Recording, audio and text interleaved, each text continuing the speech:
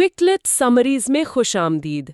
ये वो चैनल है जहां हम साइंस की दुनिया की सबसे अहम किताबों को लेते हैं और आसान उर्दू में समझने की कोशिश करते हैं। अगर आपको भी पेचीदा साइंसी ख्यालात आसान जबान में सुनना अच्छे लगते हैं तो हमारे चैनल को जरूर सब्सक्राइब करें और वो जो बेल आइकन है उसे भी दबा दें। इस वीडियो में आपके लिए पेश है एक अहम तहरीर, types of heroism in the lord of the rings, जिसमें J.R.R. टॉल्किन की दुनिया में मौजूद मुख्तलिफ अक़साम के हीरोइज्म को बयान किया गया है। तो आइए देखते हैं कि हमारा सफ़र कैसा रहेगा। हम टोल्किन के इस बड़े ख्याल से शुरू करेंगे कि हीरो की कोई एक किस्म नहीं होती। फिर हम चार मशहूर किरदारों सैम, फ्रोडो, एरागॉन और गैंडाल्फ पर गौर करेंगे कि हर एक किस तरह बहादुरी की एक मुनफरिद शक्ल को जाहिर करता है। और आखिर में हम ये बड़ा सवाल पूछेंगे कि आज हम उन हीरो से क्या सीख सकते हैं। सबसे पहली बात जो समझने की है वो ये कि टोल्किन की दुनिया में हीरो बनने का कोई एक ही रास्ता नहीं है। वो हमें हीरोज़म का एक पूरा स्पेक्ट्रम देते हैं, जिसमें मिडिल अर्थ की हर कौम एक मुख्तलिफ आइडियल की नुमाइंदगी करती है। इसको हम 3 अहम इकसाम में तकसीम कर सकते हैं। एक तरफ हॉबिट्स हैं, जिनका हीरोइज्म एक तरह की मासूमियत और सादगी से आता है। फिर इंसान मैन हैं, जैसे एरागॉन, जो अपनी पुख्ता और जिम्मेदाराना फितरत की वजह से आगे बढ़ते हैं। और आखिर में विज़र्ड्स यानी जादूगर, जो अक्लमंद बुजुर्ग की बेहतरीन मिसाल हैं। अब हम ये देखने वाले हैं कि हमारे 4 बड़े हीरो इन सांचों में कैसे फिट होते हैं, और कभी कभी तो बहुत गैर मुतवक्का तरीकों से।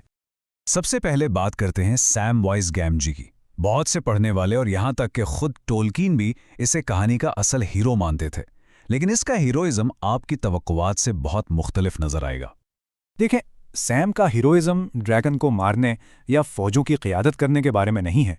इसकी तारीफ उसकी सादा गैर मुतज़लज़िल वफ़ादारी से होती है। यह खिदमत का हीरोइज्म है, अपने आका फ्रोडो के साथ हर हाल में खड़े रहने के पुख्ता अज़्म का हीरोइज्म है। खुद टोल्किन ने भी यही कहा था। सैम की सबसे बड़ी खूबी फ्रोडो के लिए उसकी गहरी अकीदत, यही वो चीज़ है जो उसे बदल देती है। वो कोई शानो शौकत नहीं ढूंढ रहा था, उसके मकसद का पूरा एहसास उसी सादा ताकतवर वफादारी में पाया जाता था। और यहीं से सैम के लिए एक गहरी हकीकत सामने आती है। अजीम तरीन हीरो मुहिमजोई की तलाश में नहीं निकलते। वो तो आम लोग होते हैं जो अचानक खुद को एक अजीम कहानी में पाते हैं और फिर वो सादा मगर बहादुर फैसला करते हैं कि पीछे नहीं हटना। और यही वजह है कि सैम से इतना लगाव महसूस होता है, क्योंकि वो हम है। वो वही है जिसे एल्व्स की कहानियां सुनना पसंद है, और फिर अचानक वो खुद एक कहानी का हिस्सा बन जाता है। वो एक आम आदमी है, इस नाकाबिल यकीन सफ़र पर पढ़ने वाले की आंखें और कान। लेकिन जिस आका का सैम इतना वफादार है, यानी फ्रोडो बैगन्स, वो एक बहुत ही मुख्तलिफ रास्ते पर चलता है। उसका हीरोइज्म वफादारी का नहीं बल्कि बेपनाह ज़ाती कुर्बानी और तकलीफ का है। यहाँ फ़र्क देखें, मैरी और पिपिन क्लासिक हीरो बन जाते हैं। वो बड़ी लड़ाइयों में लड़ते हैं और बहुत नाम कमाते हैं, लेकिन फ्रोडो का हीरोइज्म तकरीबन मुकम्मल तौर पर अंदरूनी है। उसकी जंग रिंग की करप्शन के खिलाफ है, और उसकी फतूहात उन जख्मों से नापी जाती हैं, जिस्मानी भी और रूहानी भी, जो वो उठाता है। और यही उसकी कुर्बानी की दिल दहला देने वाली हकीकत है। इतना कुछ सहने के बाद वो सैम के सामने इतराफ़ करता है कि जिस अमन के लिए वो लड़ा, वो खुद उसका लुत्फ़ नहीं उठा सकता। ये एक बहुत गहरा ख्याल है। कुछ हीरो सब कुछ कुर्बान कर देते हैं ताकि दूसरों को ना करना पड़े। तो इसका इनाम घर पर एक पुरसुकून ज़िंदगी नहीं है, बल्कि उसे अनडाइंग लैंड्स जाने की इजाज़त मिलती है। अमर होने के लिए नहीं, बल्कि शिफा पाने के लिए। टोल्किन के अपने अकीदे की तरफ इशारा करते हुए इसे एक किस्म का पर्गेटरी यानी एराफ कहा गया है। इसके सफ़र के इख्तिताम से पहले अमन की एक आखिरी जगह। हॉबिट्स के खामोश हीरोइज्म से अब हम एक बहुत ज़्यादा क्लासिक अफसानवी हीरो की तरफ आते हैं, आरागॉन। तकदीर का हीरो, वो खोया हुआ बादशाह जो अपना तख्त वापस लेने आया है। लेकिन टोल्किन हमें सीधा सीधा एक बादशाह नहीं देते। जब हम पहली बार उससे मिलते हैं तो वो सिर्फ स्ट्राइडर के नाम से जाना जाने वाला एक मशकूक रेंजर होता है। उसकी असली शिनाख्त एक राज है, और उसे उन्हीं लोगों का भरोसा जीतना पड़ता है जिनकी हिफाजत की उसने कसम खाई है।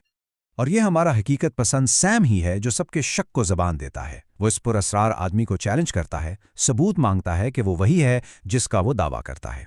ये वाकई एक तनाव भरा लम्हा है। और एरागॉन का जवाब एक अहम मोड़ है। वो सिर्फ सबूत नहीं देता, वो अपनी पूरी शनाख्त और उनके लिए अपनी जिम्मेदारी का दावा करता है। वो अब सिर्फ एक रेंजर नहीं रहा, वो उनका मुहाफिज है जो अपनी किस्मत को उनकी किस्मत से जोड़ रहा है।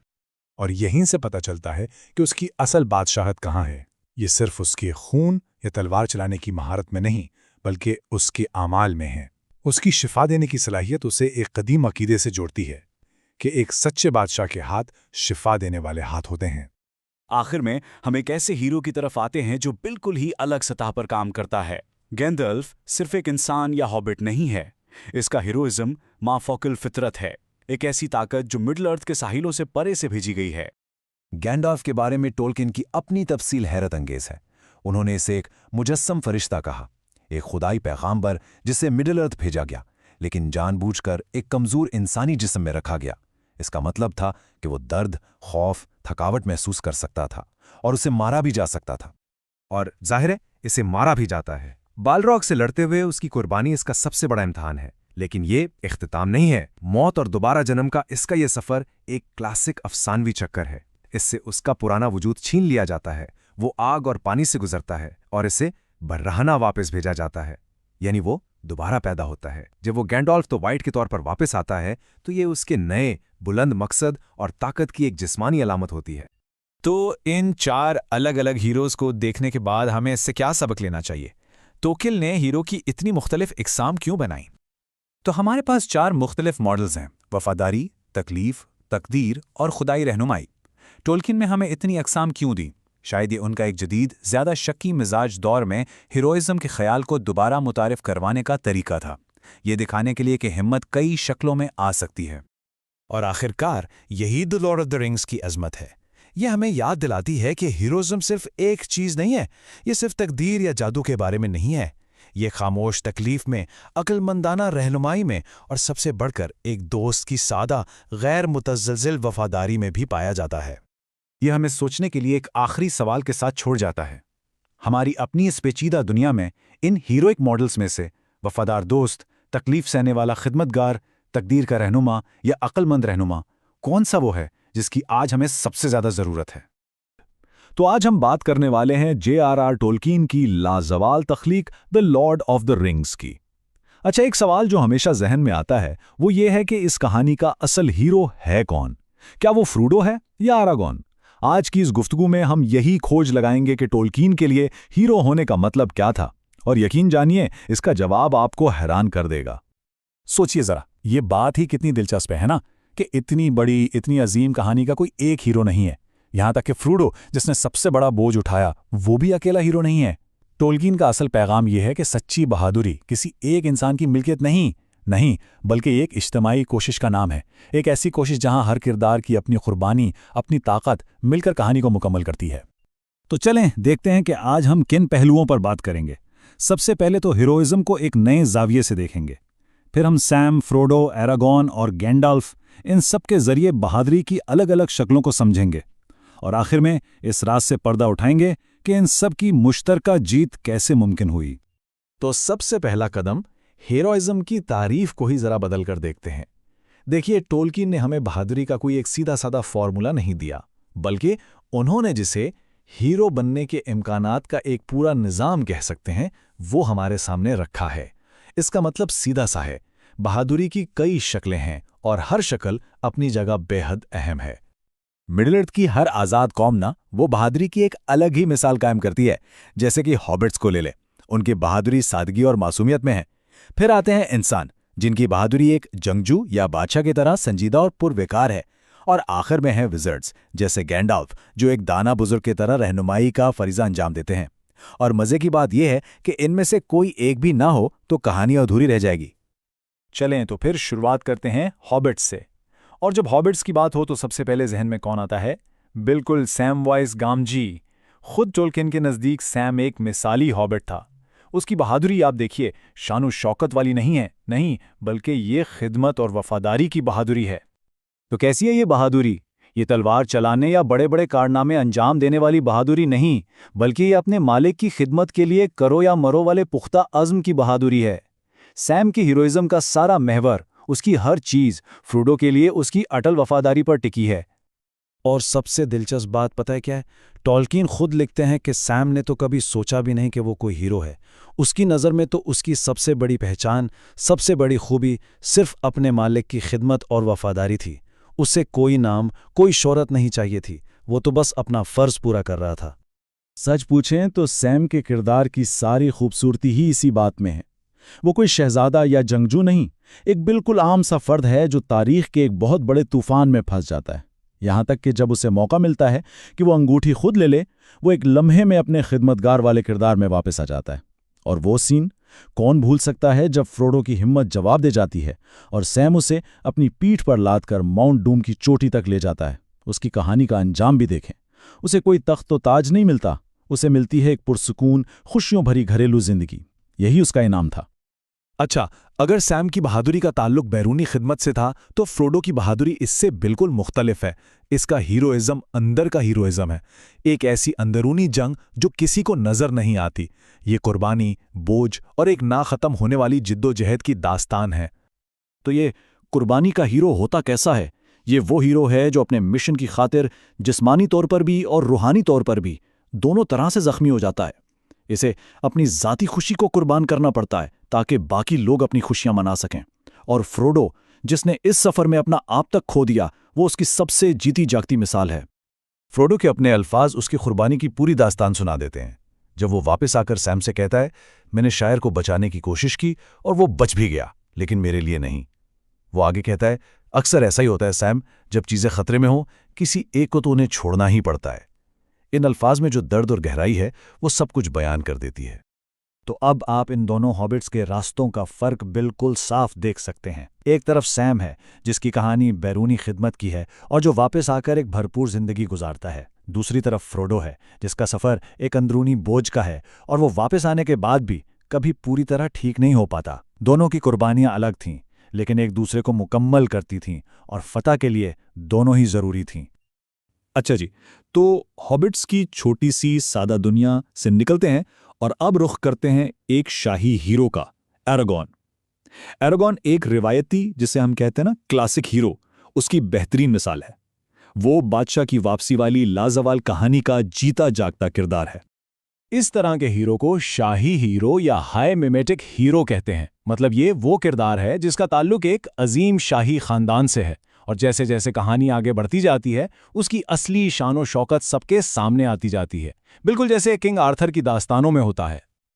ایراگون کا یہ سفر 3 بڑے مراحل سے گزرتا ہے۔ پہلے مرحلے میں وہ ہے اسٹرائڈر، ایک گمنام پرا اسرار رینجر۔ پھر دوسرے مرحلے میں اس کی حقیقت کھلتی ہے کہ وہ اصیل دور کا وارث ہے، یعنی تخت کا اصلی حقدار۔ اور آخر میں تیسرا مرحلہ آتا ہے جب وہ ایلیسر کے نام سے بادشاہ بنتا ہے، ایک ایسا بادشاہ جس کے ہاتھوں میں طاقت بھی ہے اور شفا بھی۔ ایک شاہی ہیرو کی نا کچھ خاص پہچان ہوتی ہیں، جیسے وہ دکھ تو اٹھاتا ہے لیکن اس کا دکھ زیادہ تر ماضی کی بات ہوتی ہے۔ اس کے ہاتھوں میں شفا دینے کی طاقت ہوتی ہے جو سچی بادشاہت کی نشانی مانی جاتی ہے۔ شروع میں سے کوئی نہیں پہچانتا اور اسے اپنا آپ منوانا پڑتا ہے، اور انتہا تو یہ ہے کہ وہ اپنی موت کا وقت اور طریقہ بھی خود چنتا ہے جو اس کی عظمت کو ظاہر کرتا ہے۔ اور اب آتے ہیں ہمارے آخری ہیرو کی طرف، جو انسانوں اور ہابٹس دونوں سے ہی بالکل الگ ہیں۔ یہ ہیں گینڈالف۔ گینڈالف کا کردار مافوق الفطرت ہے اور اس کی بہادری کا تعلق تلوار سے نہیں بلکہ حکمت، رہنمائی اور روحانی طاقت سے ہے۔ دیکھیں، گینڈالف کا رتبہ بہت ہی خاص ہے۔ وہ ایک طرح سے ایک فرشتہ یا ایک پیغام لانے والا ہے جس سے اوپر کی طاقتوں نے مڈل ارتھ کے لوگوں کی مدد کے لیے بھیجا ہے۔ وہ مر کر دوبارہ جی اٹھنے کی طاقت رکھتا ہے اور اس کا کام حکومت کرنا نہیں بلکہ صرف راستہ دکھانا ہے۔ گینڈالف خود اپنے اس بدلاؤ کے بارے میں کہتا ہے، میں آگ اور گہرے پانی سے گزرا ہوں، اور پھر وہ کہتا ہے، اب میں وہ سارومن ہوں جیسا اسے ہونا چاہیے تھا۔ یہ الفاظ اس کی موت اور دوبارہ جنم لینے کے بعد اس کے نئے اور بلند مقام کی طرف ایک زبردست اشارہ ہیں۔ تو سوال یہ ہے کہ گینڈالف کا اصل مقصد تھا کیا؟ اس کا کردار کچھ مسیحا جیسا ہے جو قربانی، موت اور پھر دوبارہ جی اٹھنے کے عمل سے گزرتا ہے۔ اس کا بنیادی کام تھا سورن کے خلاف سب کو اکٹھا کرنا اور ان میں ہمت پیدا کرنا۔ اور یہ بات بہت اہم ہے کہ وہ کوئی ہوا میں اڑتی روح نہیں تھا بلکہ ایک جسمانی وجود رکھتا تھا جو درد اور خوف محسوس کر سکتا تھا۔ یہی وجہ ہے کہ اس کا سب سے بڑا ہتھیار کوئی تلوار نہیں بلکہ اس کی اپنی حکمت تھی۔ تو چلیں اب ان سارے الگ الگ دھاگوں کو جوڑ کر ایک پوری تصویر بناتے ہیں۔ ہم نے مختلف قسم کے ہیروز کو دیکھا ہے نا؟ لیکن اس کہانی کا اصل جادو، اصل خوبصورتی ان سب کو ایک ساتھ لانے میں ہے۔ فتح کا راز کسی ایک ہیرو کی بہادری میں نہیں بلکہ ان تمام مختلف بہادریوں کے مل جانے میں چھپا ہے۔ یہاں آپ کہانی کا پورا خلاصہ دیکھ سکتے ہیں کہ کیسے ہر قوم نے اپنا ایک خاص کردار نبھایا۔ ہابٹس نے وفاداری اور قربانی پیش کی، انسانوں نے قیادت اور بادشاہت کا فرض نبھایا، اور وزرڈز نے حکمت اور رہنمائی فراہم کی۔ سوچیں ذرا، اگر ان میں سے ایک کڑی بھی غائب ہوتی تو جیت ناممکن تھی۔ اور میرے خیال میں یہی اس کہانی کا سب سے بڑا اور سب سے طاقتور پیغام ہے۔ یہ ہمیں بتاتی ہے کہ ہر انسان، چاہے وہ کتنا ہی معمولی کیوں نہ لگے، اور ہر قوم کا اپنا ایک اہم کردار ہوتا ہے، اور جب یہ سب مل کر ایک مقصد کے لیے کھڑے ہو جاتے ہیں تو ایک ایسی جیت حاصل کرتے ہیں جو کوئی بھی اکیلا ہیرو کبھی بھی حاصل نہیں کر سکتا تھا۔ تو آخر میں ہم وہیں آ جاتے ہیں اسی سوال پر کہ اگر کوئی ایک ہیرو نہیں تو پھر اصل ہیرو کون ہے؟ شاید اس کا جواب یہ ہے کہ اصل ہیرو کوئی ایک شخص ہے ہی نہیں، بلکہ خود ہیروئزم کا یہ پورا تصور ہے۔ وفاداری، قربانی، قیادت اور حکمت کا وہ خوبصورت امتزاج، وہی اصل ہیرو ہے۔ اگلی کتاب کے لیے اپنی پسند کامنٹس میں ضرور لکھیں۔ مزید علمی اور سائنسی کتابوں کے بہترین خلاصوں کے لیے کوئک لٹ سمریز کو سبسکرائب کریں۔